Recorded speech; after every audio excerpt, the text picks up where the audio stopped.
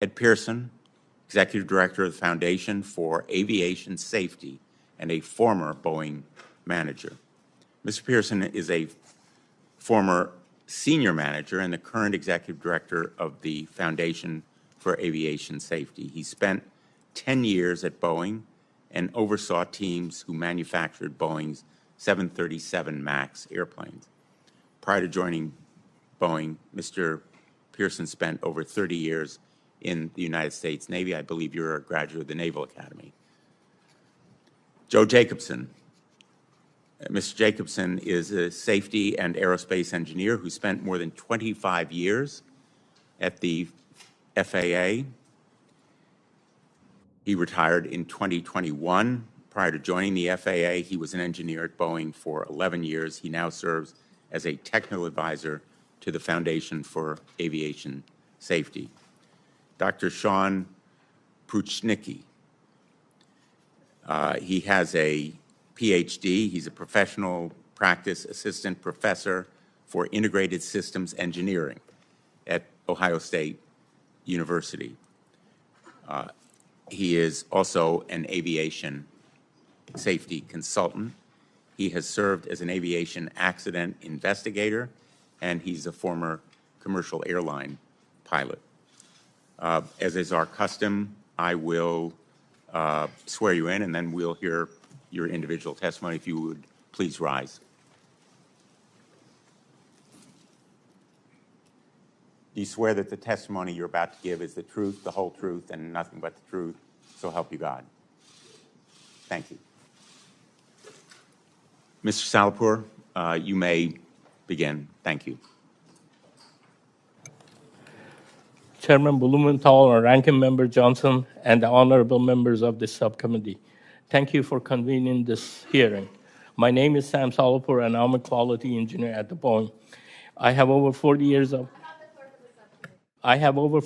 of experience as an engineer. I'm not here today because I want to be here. I'm here today because I felt that I must come forward because I do not want to see another 787. I do not want to see 787 or 777 crash. I have serious concerns about the safety of the 787 and 777 aircraft, and I'm willing to take on professional risk to talk about them. First, little bit about me. I came to the United States in 1973 and got a mechanical engineering degree from University of Missouri, where Senator Hawley is from. After that, I worked for companies that they were involved in the space shuttle. I had a friend, engineer, that worked on the space shuttle. He was always complaining about the quality of the O-rings that we had in the space shuttle Sauraraka boosters. He was scared that they might fail. He raised his concerns, and he was heard, and he wasn't heard. And 7 brave astronauts, including the teacher in space, died when the Challenger O-rings ultimately failed, just as he predicted. At the moment, I know that if I were ever in a similar situation, I would have to come up and speak up. I have analyzed Boeing's own data to conclude that the company is taking manufacturing shortcuts on the 787 program that may significantly reduce the airplane safety and the life cycle. Since 2013, there have been serious issues on the 787 program, not properly closing thousands of gaps in its assembly of the fuselage on major joints. Boeing's standard says that these gaps must be closed, usually by a small shim or filler called a shim when they exceed 5 thousandths of an inch. This seems very small. Boeing's PR team like to call it the width of a human hair when you are operating at 35,000 feet. Details are that the size of a human hair can be a matter of life and death. In a rush to address its bottlenecks in production, Boeing hit problems, pushing pieces together with excessive force to make them appear that the gaps don't exist, even though they exist. The gap didn't actually go away, and this may result in premature fatigue failure. Effectively, they are putting out defective airplanes. I repeatedly produced reports for my supervisors and Boeing management demonstrating that the gaps in the 787 not being properly measured or shimmed in two major joints of the 787. Evaluating from Boeing, from the 29 inspected airplane data, I found gaps exceeding the specification that were not properly addressed 98.7% of the time. I want to repeat that. 98.7% of the time, the gaps that they were supposed to be shimmed, they were not shimmed. The other issue that I found, when you have these gaps and you drill through them, you get some debris in the stack-ups. This is known to be a problem, not a good thing for the airplanes by Boeing. But Boeing data also, from the inspection of the data, shows that the debris ended up in the gaps 80% of the time. Again, you have debris in the gaps 80% of the time. I want to make clear that I have raised these issues over 3 years. I was ignored. I was told not to create delays. I was told, frankly, to shut up. At one point, Boeing management got sick of me and raising these issues and moved me out of the 787 program into the 777 program. On the 777 program, I found problems. Again, I found that Boeing started a new process to build the airplane without taking into the consideration of the design of the airplane and how the airplane was designed. As a result, I witnessed severe misalignment when the planes were assembled. Boeing manufacturing used unmeasured and unlimited amount of force to correct the misalignment. And this also weakens the airplane in the long run. I literally saw people jumping on the pieces of the airplane to get them to align. I call it the Tarzan effect, among other improper methods. Again, I raised concerns internally. I was sidelined. I was told to shut up. I received physical threats. My boss said, I would have killed someone who said what you said in a meeting. And then this is not a safety culture when you get threatened by bringing issues of safety concerns. I hope that your work on this issue signals to Boeing that they must make real changes and get back to building the airplane safely.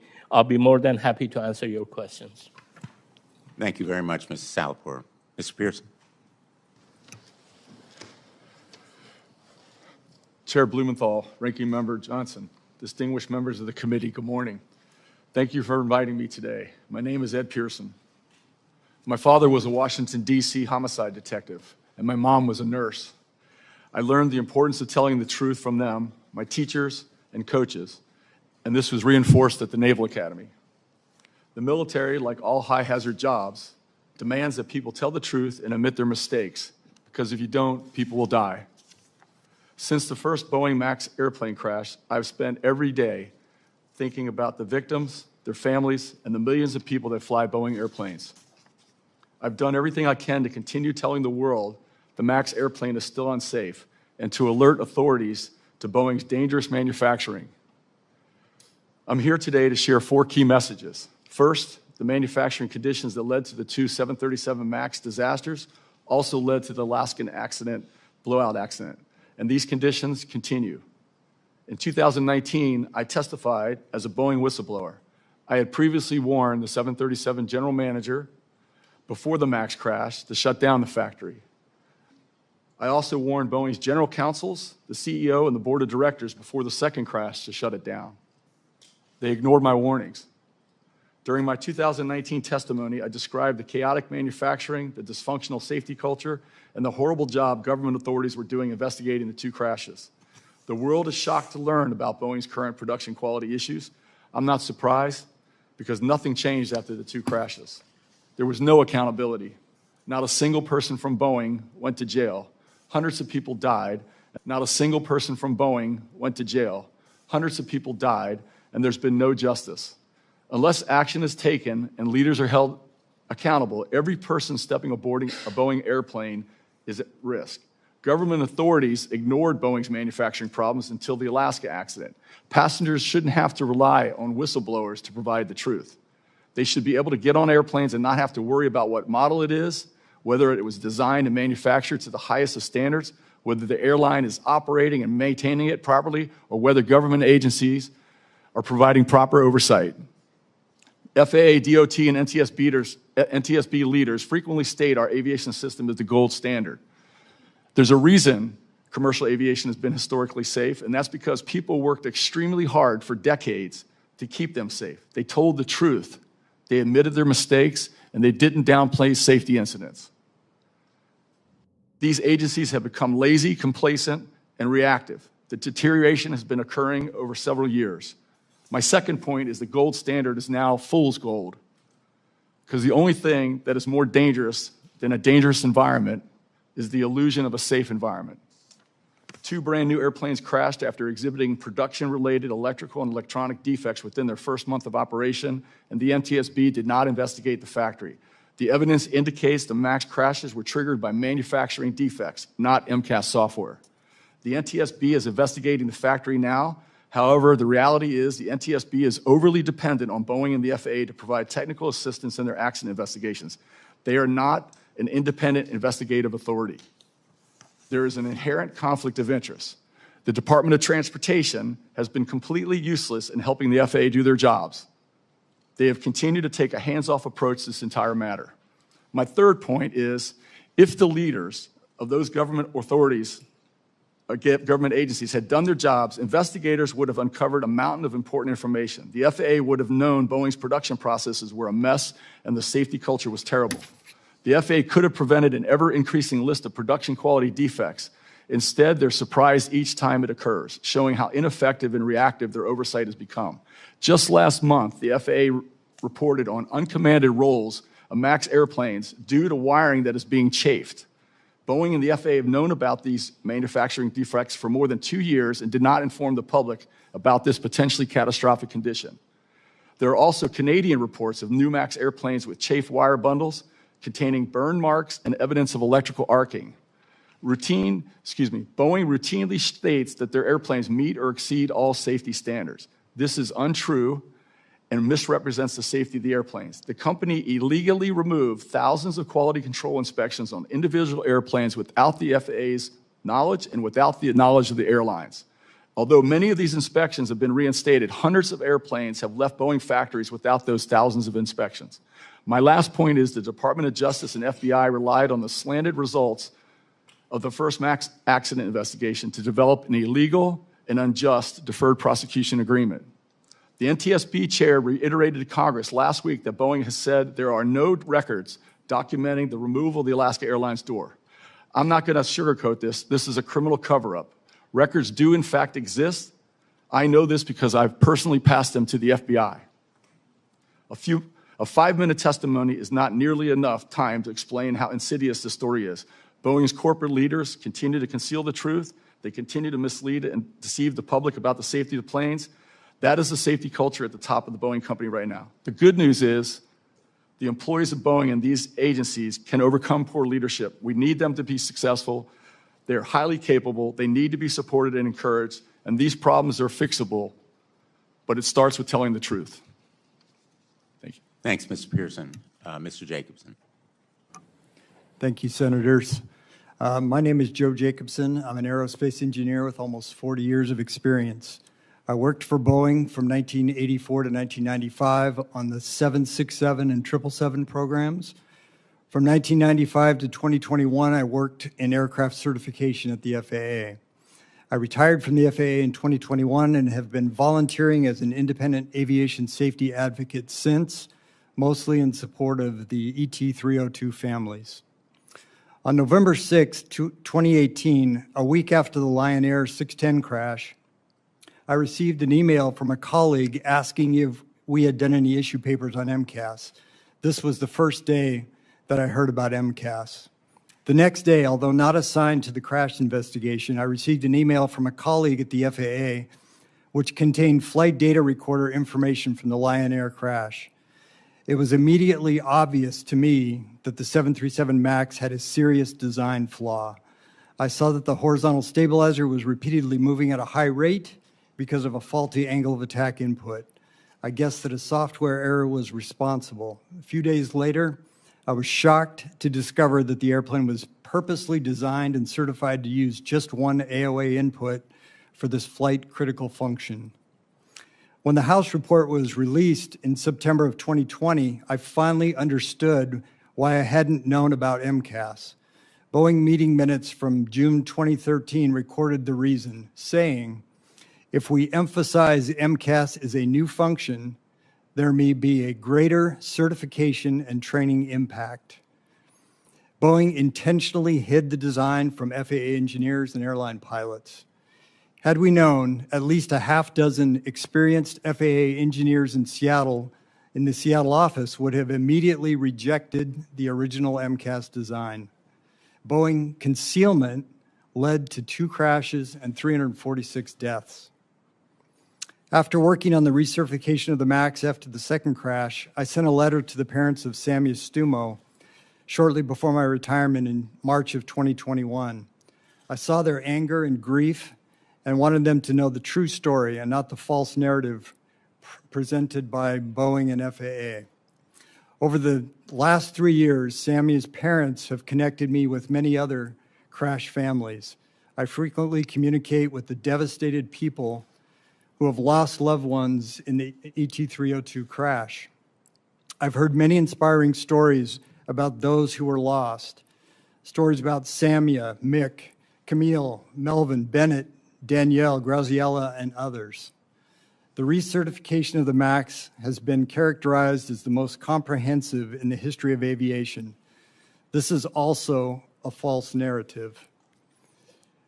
During the recertification of the MAX, FAA leadership supported Boeing's effort to narrow the scope to primarily focus on MCAS. MCAS was a mess for sure, but other critical items were off the re-examination table. The MAX crew alerting system doesn't meet current design requirements, and by my count, the old standard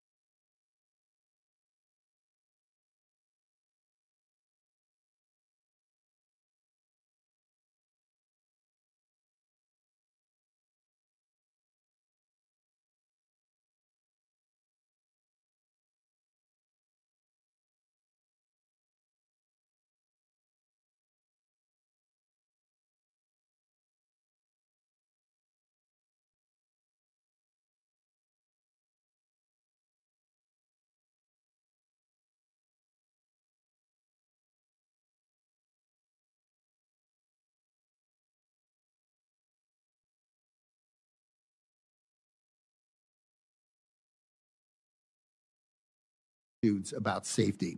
An incorrect understanding of safety culture is that it is commonly referred to as a single concept, but rather it consists of 4 individual specific components, whereas each one provides its own unique actions to the overall concept of safety culture. And without one of these, the element and structure of culture will fall apart.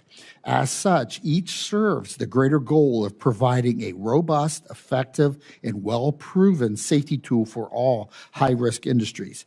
especially given its proven value in aerospace industries.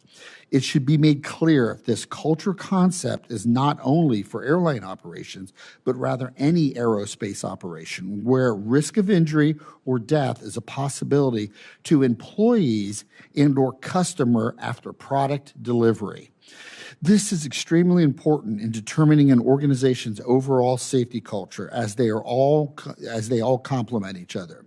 To be successful, organizations may not simply choose one or two of these components because they are less expensive or more manageable.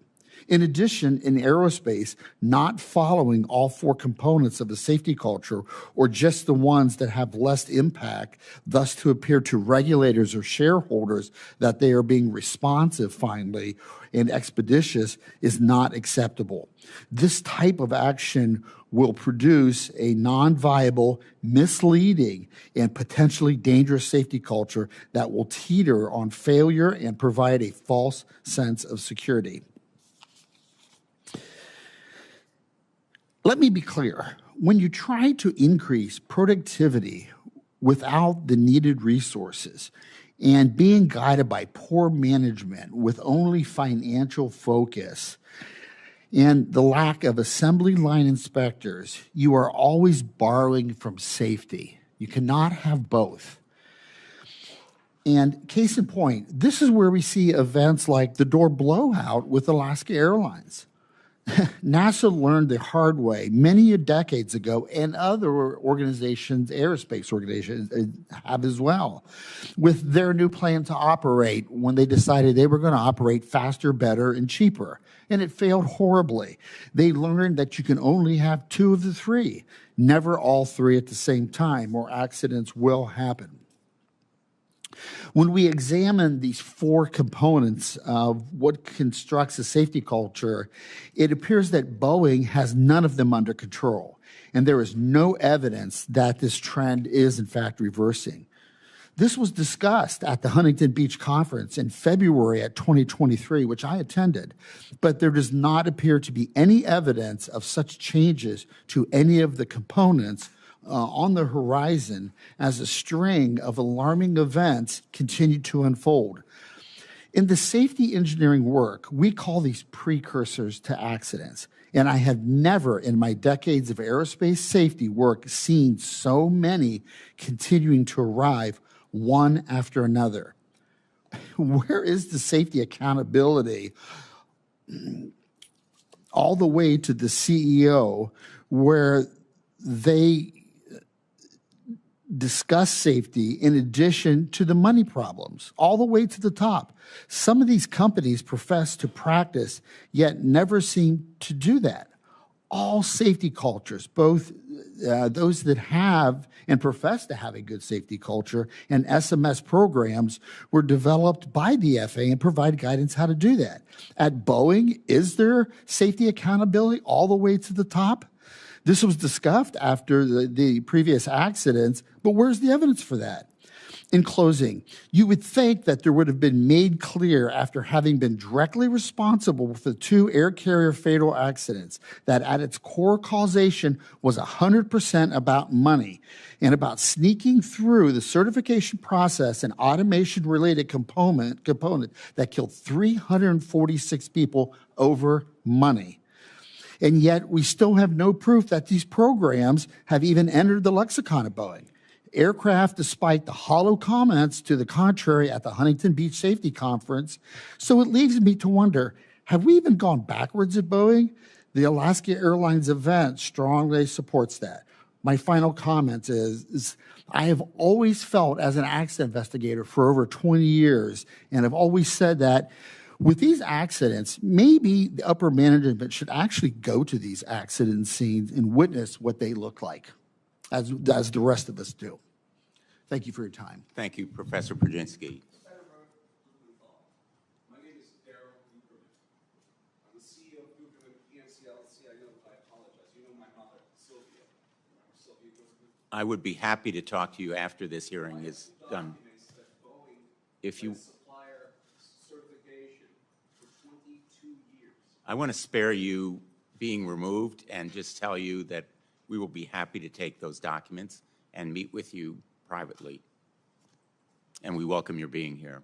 We also welcome the presence of Chris and Clarisse Moore, whose daughter Danielle died in the Ethiopia Airlines crash.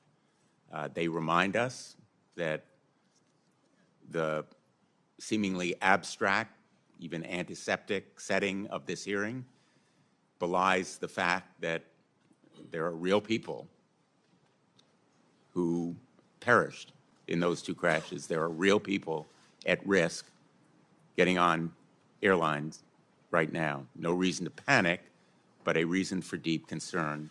And we thank everyone who may have documents or information to bring to our attention. We thank you. Professor Brzezinski, what keeps ringing in my ears is that phrase, 100% about money.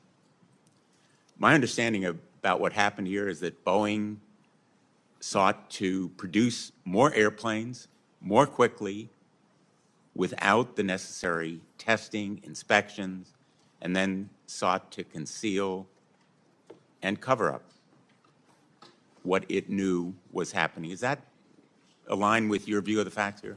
Absolutely. That in fact is part of it, because those things are expensive. And there's more to it. There's other things that go into that process. One of the biggest is the inspectors. Cutting back and getting rid of your inspector staff that looks at all the parts to make sure that these things are assembled correctly. We saw this with the accident, with the Alaska accident. One of the lessons here is that shortchanging safety with shortcuts is short-sighted. I want to ask Mr. Salpour, for many of us who may not understand the technology or the mechanics here, my understanding of your testimony is that Boeing, in effect, fastened parts of the fuselage together using force rather than proper shimming, and thereby created a severe risk that use over time and fatigue of the parts and fasteners would create risks to safety. Is that roughly correct? Yes, sir. I think they are using significant excessive force to squash the gaps before you measure it. If you squash in the gap before you measure it, you don't know what you're getting, because the purpose of that is to measure the gap in its free state. When you squash that with excessive force, basically you're getting false information. If you get the gap measured falsely, you are not going to shim it properly, and it's a danger to the airplane. It's very, very important. Boeing has put out reports that they say that they can lose almost 80% of the airplane life cycle if we don't follow these protocols, which it is the proper shimming, measuring the gap, One remedy or one precaution would be proper testing. Has Boeing ever shown you conclusive testing results that would dispel your concerns? No, sir. First of all, the testing that we're talking about, I have never seen it, any of the information. The second is the airplane is the king. The numbers that you get from the actual airplanes, regardless of what the testing done, that should be considered. And my data that I was using in my assessment is from the 29 airplane that it was inspected. Mr. Pearson and Mr. Jacobson, you have very extensive experience with Boeing, as well as air safety. Do the allegations that Mr. Salpour has brought to our attention surprise you in light of your experience? Well, I just want to say that I can't obviously technically, say that what he's saying is absolutely right. I just don't know that. But I will say that the problem that he's describing, where he's trying to get information and he's basically being told, basically shut up, don't worry about it. And, he's obviously making an effort, a long effort, to try to get to the truth. And what should happen is somebody should say, here's the data, here's the information. He shouldn't have to wait until becoming a whistleblower to get that information. Mr. Jacobson, you worked at the FAA for quite a while. Mr. Pearson and as well Mr. Salapore have been critical, as many of us have been, of the FAA. In fact, Mr. Pearson has brought to the attention of federal authorities information about the potential failings of those investigative steps by federal agencies. Do you think just assigning more inspectors to Boeing from the FAA is a sufficient solution? Well, certainly having more inspectors is helpful in certain circumstances. I think in the Renton factory, having more inspectors, more of an on-site presence is very important. But the attitude needs to change. The attitude right now is Boeing dictates to the FAA, tells the FAA what they will do, what they will accept, and that needs to change.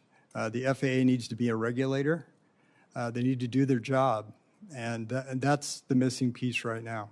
Would it be fair to say that the FAA has been too captive to Boeing? They absolutely have been too captive to Boeing, and that is one of the big problems that I've seen. Even when we were trying to recertify the 737 MAX, Boeing would try and focus the attention on certain things like MCAS to the exclusion of other parts of the airplane or the design or the manufacturing that needed to be investigated, and Boeing and the FAA went along with that at high levels. They went along with that, the redirect from the Boeing company.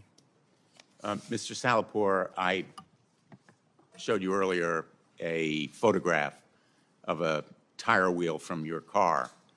That bolt was inserted by someone as a threat, perhaps as a risk to you. Yes, I was losing just air on my tire, and I bring it somewhere, and they say, hey, you have a nail in the tire. That's about 1 month old tire. So I brought it back to the shop that they fixed it, and they fixed it. I went to pick it up, and the gentleman told me that, this nail was not picked up through normal driving. I didn't know anything about that. He's the one who brought it to my attention. And I came home, and I had to go all the way back there to get the tire, to just save the tire. It was like 25-mile drive. But anyway, but the bottom line is that, yes, the nail was inserted in there. I believe it happened at work. I have no proof of that. You mentioned also a threat to your physical safety, someone saying they would Yes, have killed you if they someone heard. told me they're going to kill. They would have killed someone like me if you said something, what you said. So. The FAA issued an absolutely scathing report about Boeing, and Boeing has said that it's developing an action plan. I'd like to ask you, Mr. Pearson, should we rely on Boeing to, in effect, develop its own action plan, evaluate itself, and go on about its business? Or do we need continuing investigation? We absolutely need continuing investigation. And honestly, I'm so tired of hearing about plans. We need action. And you can plan all day long, but if you don't actually carry through with it, it doesn't matter. You'd like to see action. Yes, sir. I think that's one of the common themes here. We need action, not just more talk. I'm going to yield at this point. We're observing a 7-minute round, and we're going to try to stick to it. Senator Johnson. So let me point out, I think the 800-pound gorilla in the room is the tremendous pressure society-wide to keep these planes flying. I mean, if we were to literally ground stop 737s, what would happen to our economy? That's why we don't even like contemplating that reality. But I want to start focusing on the 737 because that's the one issue. You got the 787, then you have the subcontractors, from my standpoint, the three, and then the overall culture of Boeing. But there's a discrepancy between our two witnesses here. Mr. Pearson, you were saying that it was a manufacturing defect, and Mr. Jacobson, you're focusing on the MCAS, which is what the public was all told. It was that control system. And with only a single indicator that if that went defective, so again, that was the story told. What is the truth? I mean, we'll start with you, Mr. Jacobson. Well, the truth is, it's more than one thing, right? It's the entire system. You have to look at manufacturing. You have to look at also at the design. Since the MAX has gone back into service, this is the list of manufacturing. These are unsafe conditions that are identified by the FAA in the manufacturing area. Engine anti-ice, exhaust duct fasteners, compromised seal and adhesion within the center fuel tank, loose bolts in the rudder assembly, stuck rudder pedals, misinstalled electrical wire bundles in the wing spoilers, and then, of course, the door blowout was also a manufacturing defect. So we have a long list of unsafe conditions from manufacturing defects.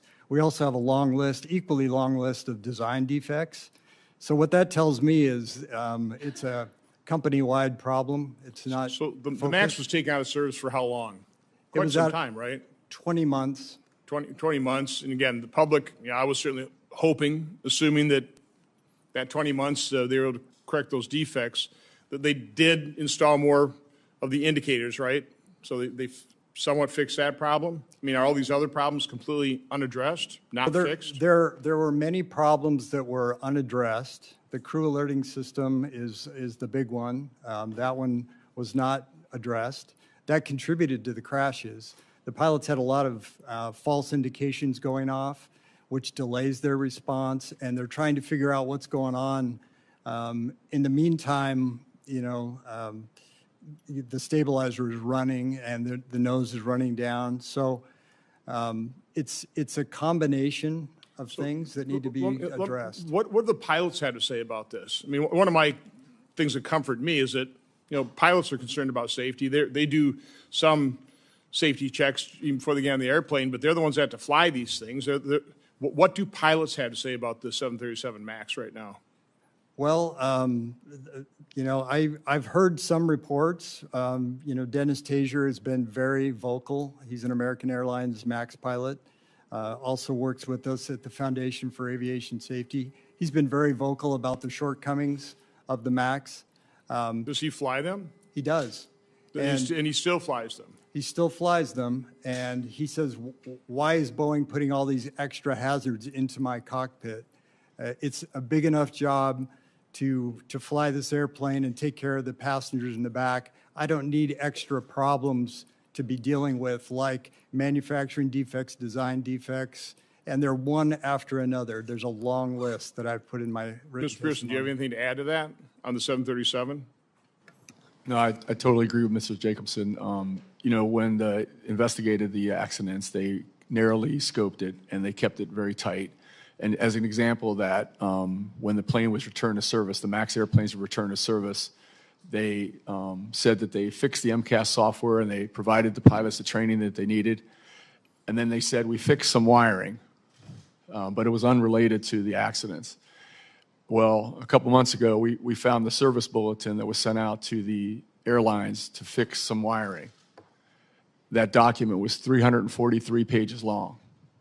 It identified at least 12 areas on the airplane that had improper electrical installation. And I will tell you that when those planes were being built, we were having repeat problems getting our functional testing done correctly. And this is something that we continued to push and push and push the planes out the door, and we were having difficulty getting our aircraft systems testing. What people don't know, and I'll just give you a couple of examples very quickly, is in the Lion airplane, that sensor, that angle of attack sensor, was removed the day before, replaced with the refurbished sensor. On the next flight, the plane almost crashed. On the next flight, it did crash. When that plane hit the ocean, it went right into the seawall. They never recovered that sensor that was just installed, but they had the original Boeing installed sensor, and they tested that sensor, and it had an open circuit in it. It had evidence of arcing and burn marks. And so that is an example. And then I'm just pointing that out. That that's getting a level of detail right now. I don't have. Okay. Fine. Appreciate that. Again, I'll keep.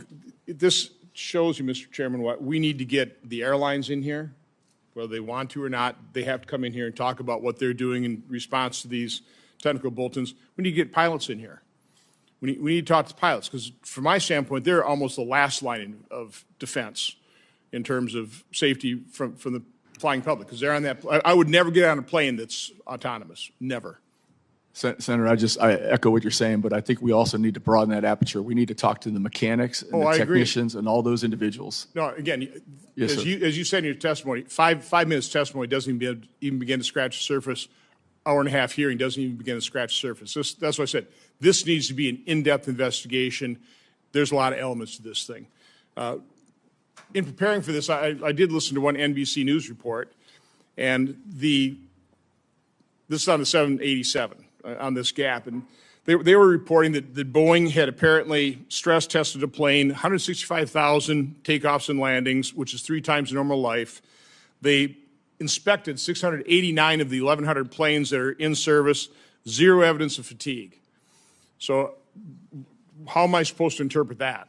Well, I think Boeing tries to put a lot of misinformation out there. The problem is that 165,000 was on the original airplane. It did not see the excessive forces that we're talking about. If you haven't done the excessive force on those planes, they just thrown that out there to muddy up the water so that information is so clogged up that they are not. They're saying they've done 40,000 tests or whatever. Did they put the information out there? Under what circumstances, what airplanes, what was the situation? None of that is shared. I have asked Mrs. Fall, Lisa Fall, that it was on that thing 2 months ago or 3 months ago. When I met her, I said, hey, I'm going to complain. I'm complaining to her about the 787. She said, I'll have somebody get you the information. You probably haven't seen the information. I have not seen any information whatsoever. Okay. As a matter of fact, they're just throwing that stuff. If you want to change the information, like the 165,000, then you need to rerun that test with 165,000 with the new excessive force and show that it's good. You got to show your work. Just one quick question for Mr. Pearson. You said you had delivered records to the FBI. First of all, how did you obtain those records, and have you heard back from the FBI? The records were sent to me, and from an internal whistleblower. From an internal whistleblower, and I provided those records to the FBI. And again, for the last couple months, there's been talk that there's no records, and that's obviously this not on the the case. Alaskan airline. This is on the Alaska Airlines. That Boeing apparently overwrote the video that would have shown.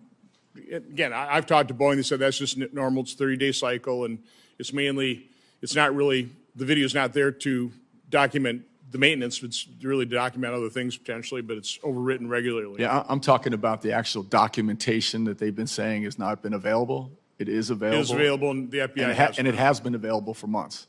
Okay. Thank you, Mr. Chairman. Thanks, Senator Johnson. We're going to go to Senator Marshall, then Senator Hassan, and Senator Hawley. Great. Thank you, Mr. Chairman. Mr. Salapore, you've described several significant events since you came forward with your claims. One was the nail in the tire. You described your life was being threatened. Do you feel that this style of retaliation against you has been part of Boeing's efforts to silence and prevent you from sharing your story? I think the retaliation, somebody even was calling me on my personal phone, time after time. This is my personal phone, Well, what were they saying? Well, my boss was calling me there, and for 40 minutes, he kind of berated me and chewed me out. I have a work phone that he can use, but he's calling you on your personal phone, and it reminds me of, people who they stalk people or something like that. They call you on your personal phone to let you know that they know where you live, they know where you are, and they can hurt you.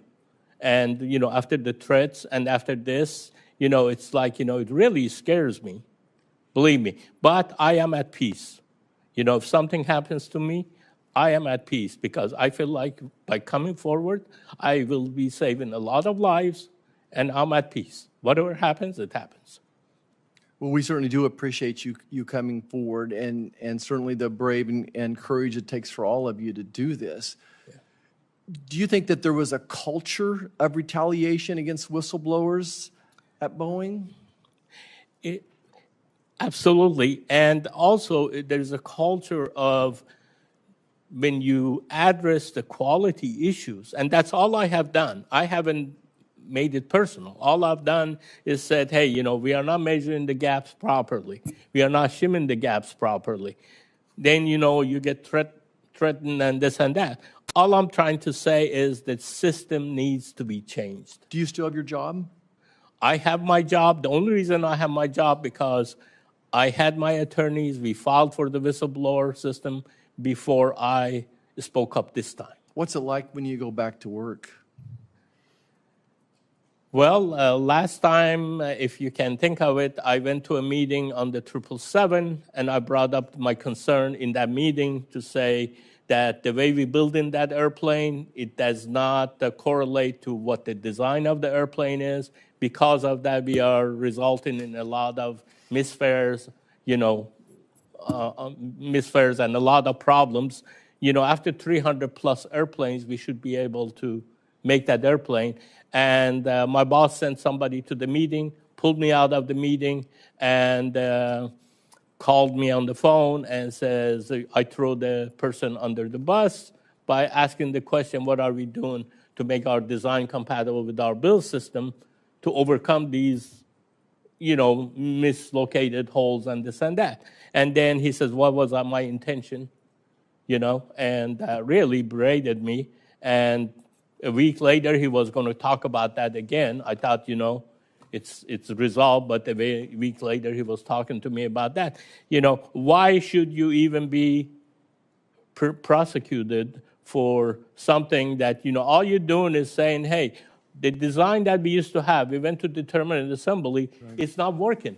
What can we do? Have you guys thought about anything to bring that so that they are compatible? So your intention was to build a safe airplane? Absolutely. Yeah. Not with force.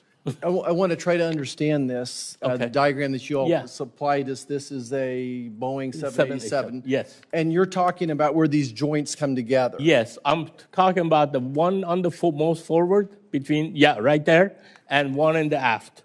That's a 4143. No, the one this way. This yeah, one, right. between that one. and the nose. That's a 4143. It's a major joint.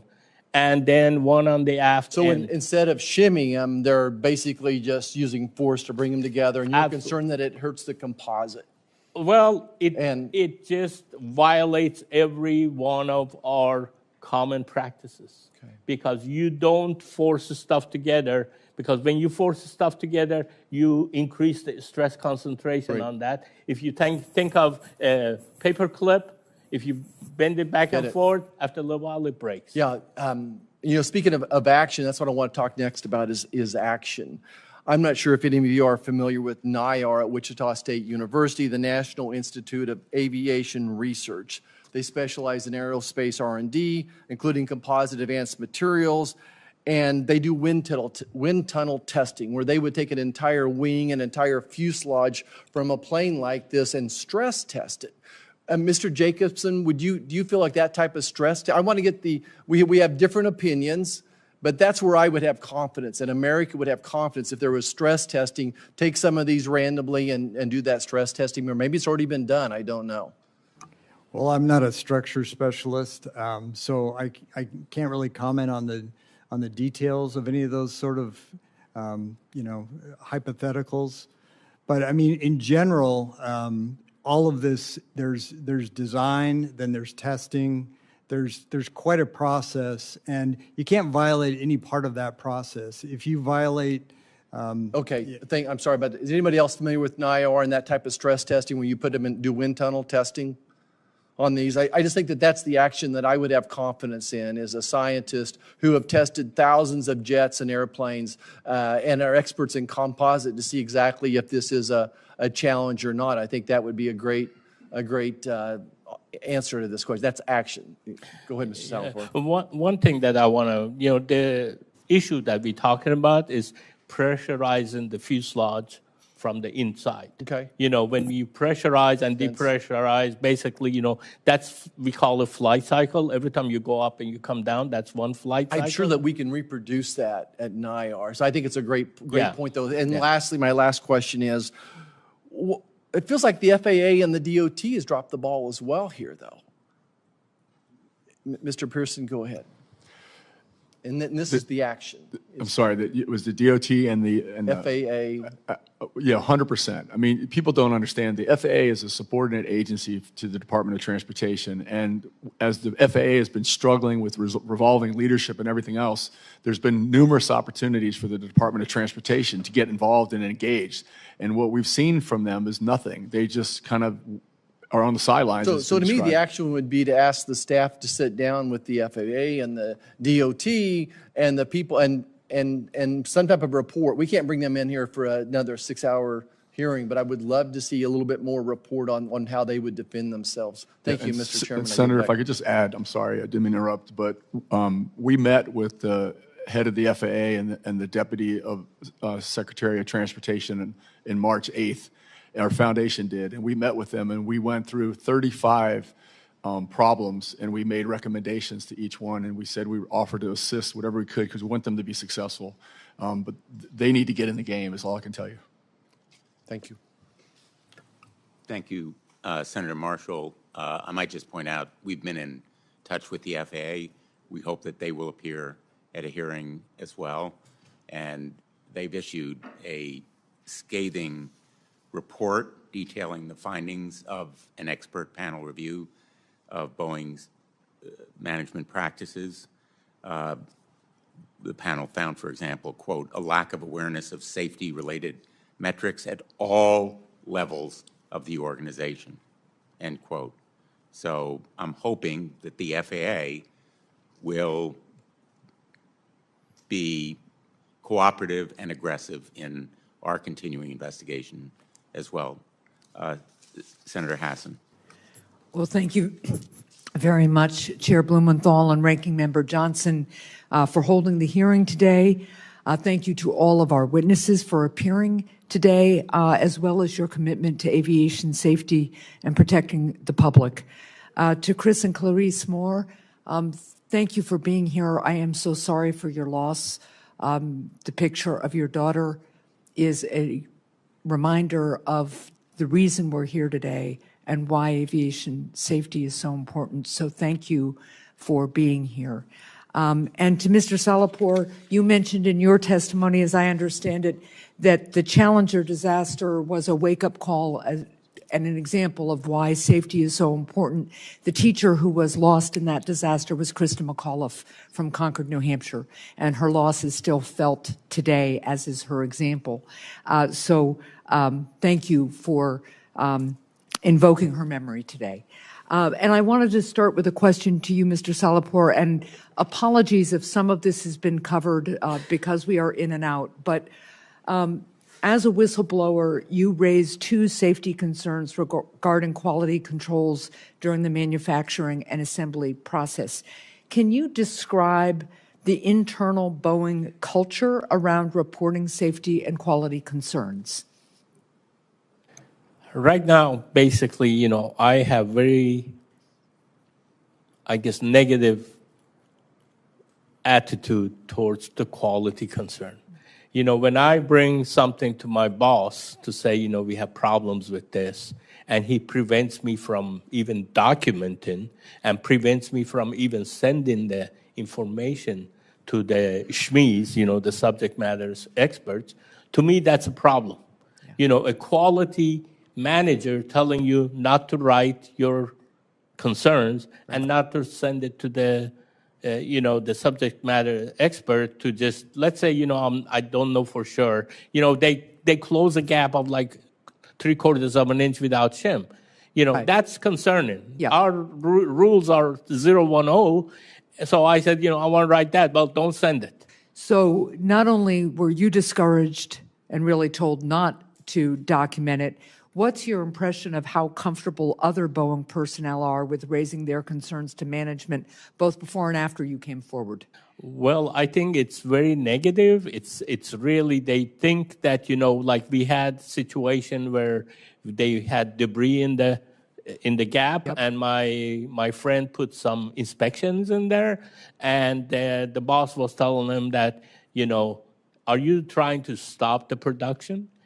Those are significant problems that, if you don't inspect, you have to inspect to get a good quality airplanes out. Right. And what I'm trying to say is the attitude at Boeing from the highest level is just to push the defective parts regardless of what it is, unfortunately. So what you're really saying is from the top down, people are discouraged from coming forward, and so people are quite reluctant to come forward in this culture. Absolutely. And, the fact that I asked for the data from, I complained to Mrs. Fall, and she said she'll have somebody send me the information on 787. To this date, I haven't received any. Okay. So another question for you, sir. In 2020, Congress reformed safety and certification requirements for aircraft manufacturers following the 737 MAX disasters. What was your experience with how those reforms were implemented and whether Boeing appropriately followed them? My personal opinion, from what I've seen from bottom up, it's been nothing. Okay. And Mr. Jacobson, as a former FAA official, do you have any thoughts about how effective that agency was in implementing and overseeing those reforms? The attitude from day one was not good at upper levels of the FAA. The message that I heard right after AXA was passed was, we're already doing all of this. So that's the wrong attitude from day one. Mm-hmm. And then what I saw, I tracked a lot of the implementation of AXA, working with Senator Cantwell's office. And what I saw there was kind of a half-hearted look at all of these recommendations and requirements. They tended to lump them all together. Yeah. And called them work streams and said, we've got that covered. That's in this work stream or that work stream. And instead of taking each individual provision very seriously and attacking them, that was not the attitude. Okay, thank you. This is a question to both Mr. Pearson and then again to Mr. Jacobson. You both raised concerns about the 737 MAX, one of you directly with Boeing and the other with the FAA. Given the safety failures that have led us to this hearing, how can Congress better empower whistleblowers, protect them from retaliation, and reestablish a willing adherence to safety standards? So we'll start with you, Mr. Pearson. As I said, Senator, we really shouldn't have to rely on whistleblowers. But with that said, I think that all these programs need to have much more oversight, because what happens, for example, right now, if a Boeing employee wants to submit a whistleblower report to the FAA, they submit a hotline report, and those hotline reports go in, and then it could take months potentially for them to investigate it. And sometimes we've been told that employees don't really know what happened. And so I think that there's a lot more, it needs to be a lot more attention. And again, I think what we need to talk about is leadership at all levels, not just at the senior level, but even at the very frontline level. We need to treat people with respect, and we need to value these employees. And I think that will help a long way. I think we're not providing enough training to these employees. I know that in the factory, and we're putting individuals in responsible jobs, and they need a lot more training. And I think that will help a long way preventing having to use whistleblowers. Thank you, Mr. Jacobson. Yeah, I'm hopeful that Mr. Whitaker, the new FAA administrator, will really take on the challenge of changing the culture at the FAA so that FAA is back to doing their job as a regulator. If they just rubber stamp everything that the manufacturers do, then it's really they're not doing anything useful. And so we need to get back to them doing a useful job as regulators. Thank you for that. And Dr. Prushnicki, I have a question for you, but I am out of time, so I will submit it for the record. I'm just really looking for your recommendations about how to eliminate these grave safety risks. So we'll submit that for the record. Thank you. Thanks, Senator Hassan. Senator Hawley. Thank you very much, Mr. Chairman. Thanks for convening this hearing. Thanks to each of the witnesses for being here. Mr. Salapore, let me just start with you. I just want to back up and make sure I understand your testimony, because it seems extraordinary to me. And I'm reading the letters that you've submitted from your attorney when you first contacted the FAA, when you contacted the committee. So my understanding is you worked on both the 787 and the 7777, correct? Yes, sir. And you identified major safety concerns with both of these lines, yes, sir. And you identified these to your superiors. Yes, sir. I have written many memos time after time that we can provide. Over a period of years, I think. Yeah, this is like 3 years. For the 787, it's been 3 years of effort. And so your concerns, who knew about your concerns? How far up the chain do you know that they went? I have gone as high as Mark Stockton and Lisa Fall, who's the vice president. The vice president of the company. Yes. So they were and are aware of these major safety concerns. And this is what you do for a living. I mean, you're an engineer, right? I mean, I'm an engineer. I went to quality about 3-4 years ago. And when you put your quality hat, we are the eyes and ears of the public for the safety of the airplane. That's how I feel about our job. And so I have, when I see concerning information or concerning, let's say, production issues, then it is our responsibility to make sure that, if we are causing the airplane to have increased risk factors, our job is to eliminate those risk factors. Are these planes safe? Right now, I would not. It's like an earthquake.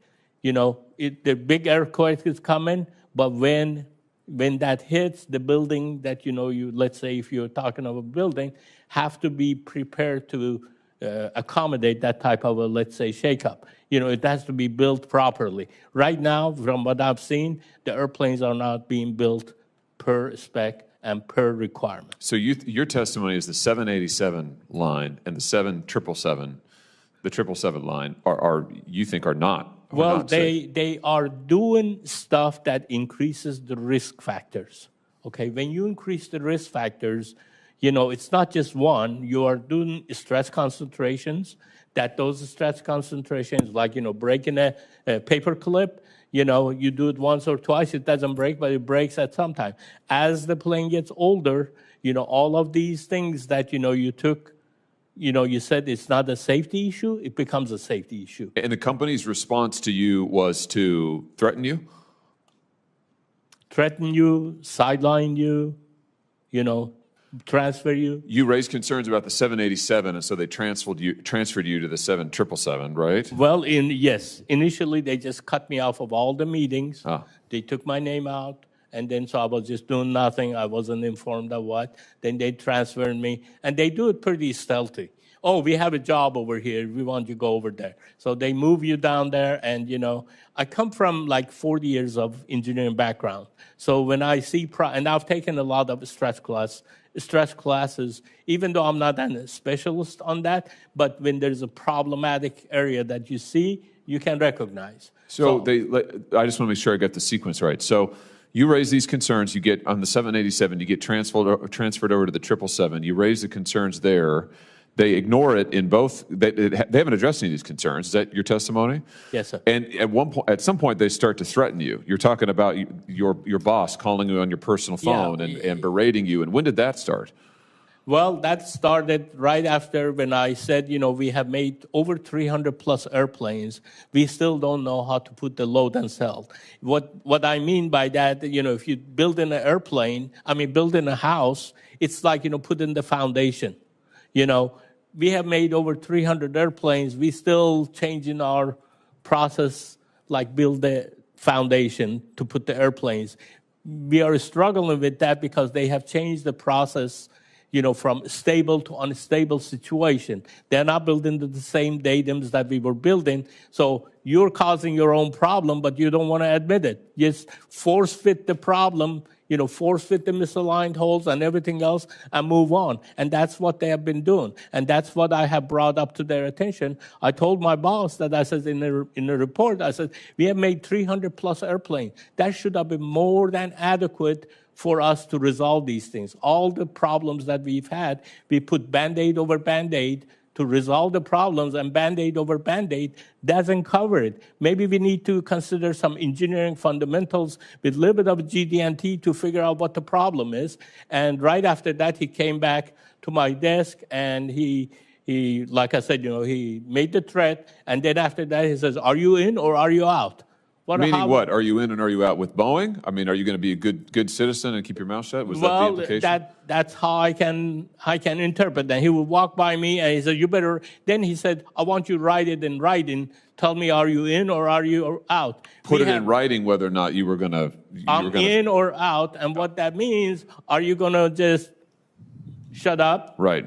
That's the only That would thing be in. If you wanted to be in, you needed to be quiet. You needed to stop this. You know, don't say anything more. Certainly, don't tell the public. That's how I interpreted it. But he told me to write it in writing, and I'm trying to write it, and there was 10 emails.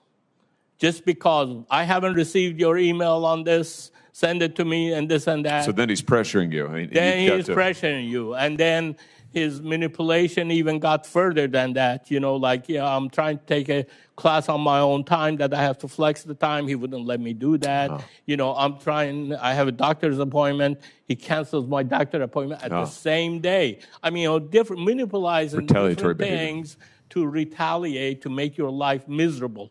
And then, you know, I started talking to go somewhere else. You know, I mean, you know, you just try to escape from that because this is hell, you know, that I was subjected to. And then he threatens you with that. And really, with my background, you know, I've had some, you know, it's really has made me where 3 o'clock in the morning, I'm waking up with somebody stabbing me. You know, I'm still receiving psychological help to just get back on normal. Well, it is unbelievable to me that in the midst of this safety crisis at this corporation, that what they're doing is threatening their own engineers whose job it is to help identify potential safety concerns. And rather than saying, you know what, you've got a point, we need to maybe do something about this, they're telling you to hide it, they're reassigning you, they're threatening you, they're trying to shut you up.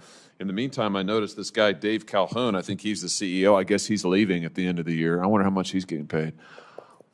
I bet it's a lot.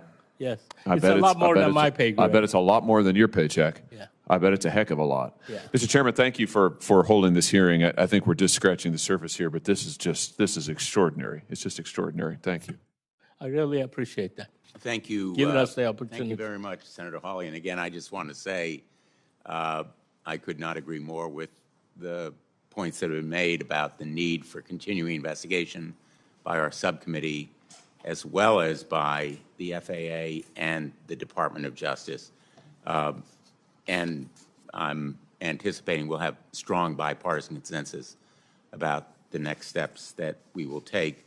But we're going to have another round of questioning. It's going to be shorter than I would like, because we have a deadline for being in our chairs in the United States Senate on the floor for a completely unrelated purpose.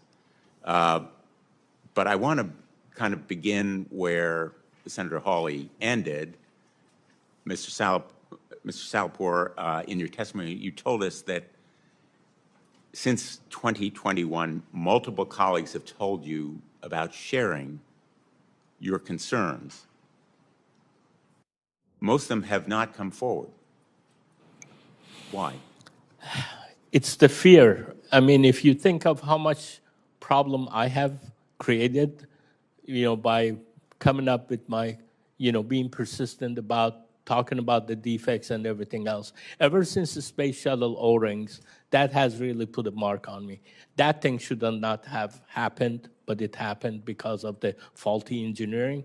And that's exactly what we have here, is we have faulty engineering that, you know, they're trying to shove on our throats to just say, hey, you know, whatever we do, it's okay. From one side, they put reports that it says it's not okay. From other side, when they violate it, they try to whitewash the influence. Whitewashing the spec to say it's not important for this spec. You know, this spec, if we don't meet it, it's not that big of a deal. Let's just push the airplanes out.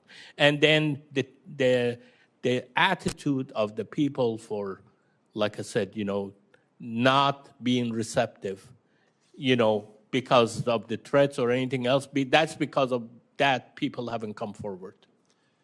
You know, you've been very careful in the way that you have phrased the potential danger here. You've talked about the increased risk. Yes. One could compare it to something a little bit like Russian roulette. We never know exactly When it's going to happen. when or where or how it's going to happen, but fatigue building and the potential vulnerability of that fuselage to tearing apart is a risk that has been increased. And it's a risk that should never have been increased. Absolutely. And yet these processes are continuing, are they not? Yes, sir. From what I know, it's continuing. And right now, Boeing is coming back and really, remember, whatever they put out there, they say that, everything is okay because they never learn from their mistakes. That's what the really significant thing that I want to take from this is that they never learn. It's like a lie. When you say one lie, you have to lie 10 more times to cover that lie. Hey, we made a mistake, let's correct it and move on. But that's not what's happening. You've referred to numerous memos that you've written. I have one of them, which is a 2021 memo. The recipient of it has been deleted, but the memo speaks volumes, in my view. And one part of it, one sentence, I think, is kind of a coda for the lesson that Boeing should have learned. And I'm quoting, "Kicking me out of the program because I am raising safety concerns over the unintended consequences of the increased fit-up forces and potential escapements as a result does not help anybody." It does not help anybody. It doesn't help Boeing. No. At all. And again, this focus on stock price, on quarterly profit, on money over safety is a bad investment. It is malpractice beyond simply a broken safety culture. The expert panel of the FAA said something that I thought was pretty telling. Quote, "A safety culture is not something that springs up ready-made from near-death experience. Rather, it emerges gradually from the persistent and successful application of practical and down-to-earth measures, like giving you a bonus for your courage and your insights, rather than, in effect, threatening and penalizing you." Yes, sir. Dr. Pruchnicki, am I correct in that kind of observation about safety culture, that it has to be the result of persistent, step-by-step, down-to-earth actions by management that is really committed to safety, not just in word, but in deed, and it has to put its money where its mouth is?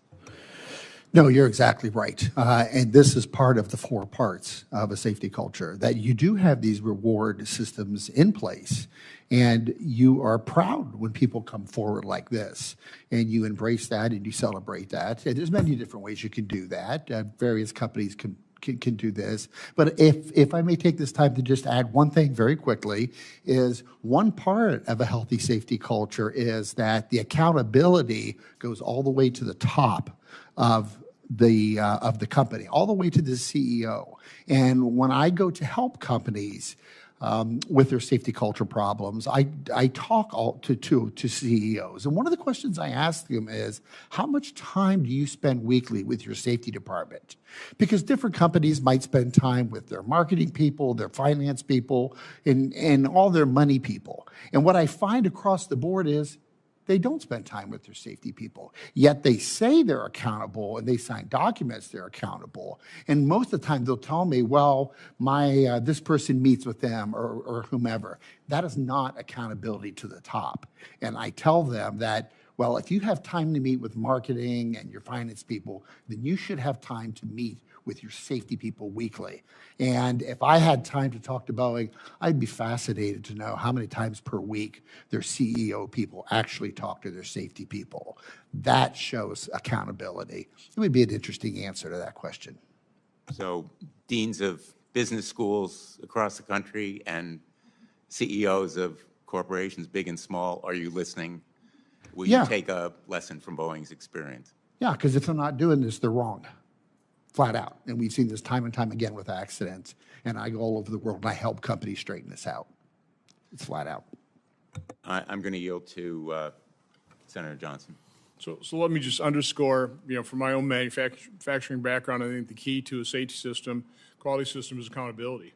In my little plastics manufacturing plant, every roll of plastic that went out had the operator's name on the name tag, on the roll tag. If that was rejected, we knew exactly who produced that, who approved it. And so accountability is crucial, which takes me back to the 737 MAX and the deferred prosecution agreement. First of all, I want some clarity. Was it or was it not the MCAS system that caused that crash?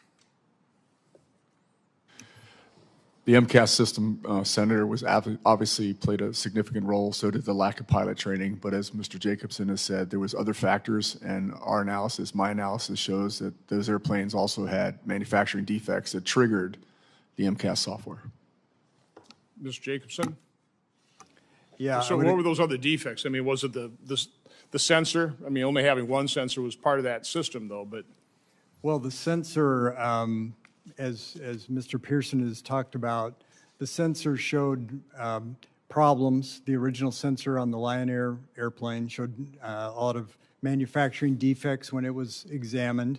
What I found curious was after the Ethiopian crash, they said the sensor was taken off by a bird. They had no evidence for that, none whatsoever, but they concluded that it was the bird that did it. And so I think it's much more plausible and likely that it was an electrical fault of some sort, either arcing or something like that. so of all the troubling testimony that I've read here leading up to this hearing and what I've heard here today, probably the most troubling is the fact that Boeing did not notify regulators of this significant change in the MCAS system. I mean, would you agree with that? I would. I think both crashes would not have happened if they've been fully transparent and forthcoming with the design So we come back to accountability. Yes. Has anybody been held accountable for concealing that from the FAA? I mean, 300 some lives were lost. Again, my condolences to those family members of those lives were lost. This was beyond negligence. This is an overt act. And nobody has been held accountable in any way, shape, or form, financially, losing their job, criminally held liable. Look, we've been dancing around an issue here that, quite frankly, being a systems engineer, I design a lot of automation and the interaction between human and automation. And what they did is quite obvious. They snuck the MCAS system through the certification process. Period. It's that simple. But they did that over money, sir. Is that or was that criminal? Again, I'm not a lawyer. I'm not a prosecutor. Is that criminal? Do we have laws on the books? I can't answer that type of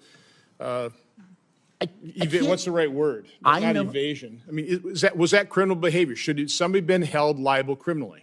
I can't answer if that's criminal, but as a cognitive engineer, I can tell, and I know how the certification process works, and I know how this accident works. They snuck it through the process, and it was all about money. It was all about getting those airplanes to Southwest, and it was all about money, and that's why those people died. Has the deferred prosecution agreement been made public, or is that sealed? I'm not aware if it's been made or not. It has been made public, Senator, and it's an absolute, probably the most embarrassing thing in my career I've seen is how those families were treated. And that deferred prosecution agreement should never have happened. It was absolutely criminal that they did that. just So, heart-wrenching. so who's in charge of that That deferred is- prosecution? that is- Who agreed to that? That's the Department of Justice that Let me agreed to just that. intervene, since I am a former United States attorney and a federal prosecutor. The Department of Justice deferred prosecution agreement is public. In fact, I was very critical of it at the time it was reached. And I've urged since then that the Department of Justice investigate whether, in fact, it has been violated. And I think the ranking member raises a very pertinent and important question. Mr. Pearson has raised it as well. He's presented evidence that the Department of Justice should consider through the FBI. We have brought to the Department of Justice's attention evidence that should be considered. They're going to have to make a judgment. We can't, because we're not prosecutors. But accountability And that is the reason I'm going down this line of questioning is accountability all along the process. You know, within the company, within their quality system, their top management, but then the FAA, and then Department of Justice, when they see the evidence, not doing anything about it. And again, I'll go back to the reality of the fact that we all want Boeing to succeed, that we don't want to think that there are conditions in these planes that should really force regulators to ground these planes, what that would do to our economy, what that would do to people's lives. I mean, that's just a reality. It's an awful reality, but that's what we're all facing. I think that's what's driving the lack of accountability. People don't want to be held accountable because people don't want to take the actions that might be required here.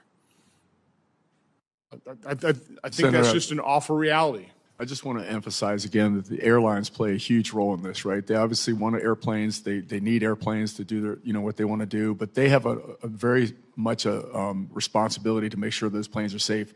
I'll just give you an example. We did an analysis, and in Alaska Airplanes, we did it. We produced this. We published this thing in September 2023.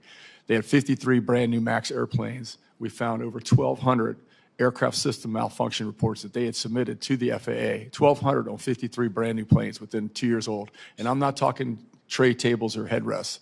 I'm talking the systems that Mr. Jacobson's been talking about. So we need to make sure that those things are investigated and resolved, and they're supposed to be. Which is why I've reached out to the airlines. I've talked to a couple CEOs.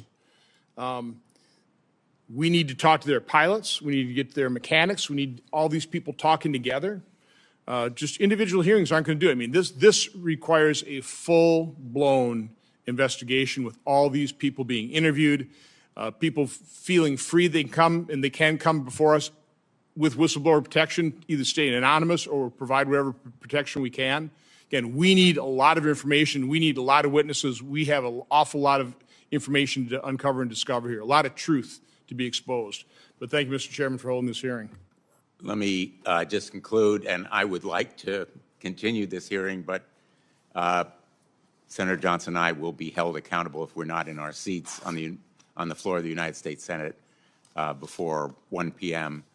I want to thank all of you for being here for all the reasons that you know too well. You have taken risks throughout your career, every one of you. I want to thank my colleague for his very understandably passionate and insightful comments, which I share, about the need for accountability. As a prosecutor, accountability is about deterrence. It is about teaching lessons with real consequences for intentional mistakes and wrongdoing. And I'm hopeful that we will be in touch with the Department of Justice to indicate our interest in cooperating with them. And in the meantime, this record will remain open for 15 days that may be submitted in writing, and also documents that may be submitted by others. And we hope that there will be others who will come forward. So thank you all for being here today. This hearing is adjourned.